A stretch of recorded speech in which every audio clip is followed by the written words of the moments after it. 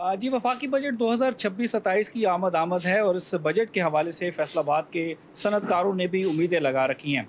फैसलाबाद के सनतकार क्या कहते हैं, बजट किस किस्म का होना चाहिए और क्या तजावीज़ देते हैं, इस सारे सिलसिले के लिए हमने आज जानने की कोशिश की है। हमारे साथ काशिफ ज़िया साहब मौजूद हैं। फैसलाबाद के सनतकार क्या कहते हैं? देखें, इस टाइम पे जो मुल्की हालात हैं वो बड़े गंभीर हैं और बीइंग टेक्सटाइल एक्सपोर्टर जो है वो हमारी डिमांड्स जो हैं ये आज वही हैं जो पिछले एक दहाई से गवर्नमेंट के पास गई हुई हैं।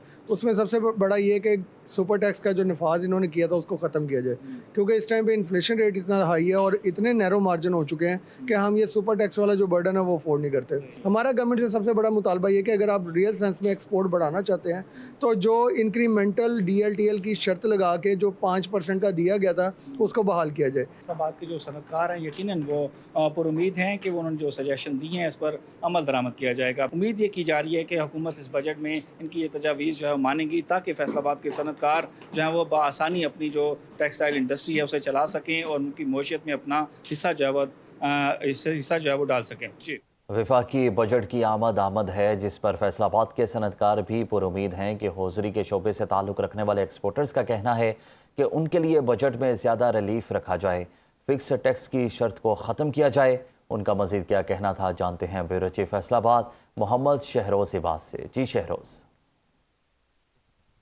जी, वफाकी बजट 2026-27 की आमद है और इस बजट के हवाले से फैसलाबाद के सनतकारों ने भी उम्मीदें लगा रखी हैं। फैसलाबाद के सनतकार क्या कहते हैं, बजट किस किस्म का होना चाहिए और क्या तजावीज़ देते हैं, इस सारे सिलसिले के लिए हमने आज जानने की कोशिश की है। हमारे साथ काशिफ ज़िया साहब मौजूद हैं। फैसलाबाद के सनतकार क्या कहते हैं? देखें, इस टाइम पे जो मुल्की हालात हैं वो बड़े गंभीर हैं और बीइंग टेक्सटाइल एक्सपोर्टर जो है वो हमारी डिमांड्स जो हैं ये आज वही हैं जो पिछले एक दहाई से गवर्नमेंट के पास गई हुई हैं। उसमें सबसे बड़ा ये कि सुपर टैक्स का जो नफाज इन्होंने किया था उसको ख़त्म किया जाए, क्योंकि इस टाइम पे इन्फ्लेशन रेट इतना हाई है और इतने नैरो मार्जिन हो चुके हैं कि हम ये सुपर टैक्स वाला जो बर्डन है वो अफोर्ड नहीं करते। हमारा गवर्नमेंट से सबसे बड़ा मुतालबा ये कि अगर आप रियल सेंस में एक्सपोर्ट बढ़ाना चाहते हैं तो जो इंक्रीमेंटल DLTL की शर्त लगा के जो 5% का दिया गया था उसको बहाल किया जाए। फैसलाबाद के जो सनतकार हैं यकीनन वो पुरुमीद हैं कि वो उन्होंने जो सजेशन दी हैं इस पर अमल दरामद किया जाएगा। उम्मीद ये की जा रही है कि हुकूमत इस बजट में इनकी ये तजावीज़ जो है मानेंगी, ताकि फैसलाबाद के सनतकार जो हैं वो बआसानी अपनी जो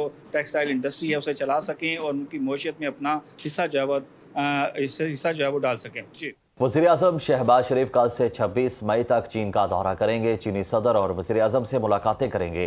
पाक चीज़ बिजनेस कॉन्फ्रेंस की सदारत भी करेंगे। तर्जुमान दफ्तर ख़ारजा ताहिर हुसैन अंदराबी की न्यूज़ ब्रीफिंग। कहा, पाक चीन ताल्लुकात वक्त के साथ मजबूत हुए, दोनों ममालिक ने हर मुश्किल वक्त में एक दूसरे का साथ दिया। वज़ीर-ए-आज़म का दौरा ऑल वेदर स्ट्रेटेजिक पार्टनरशिप की तजदीद और मजबूती का बायस बनेगा।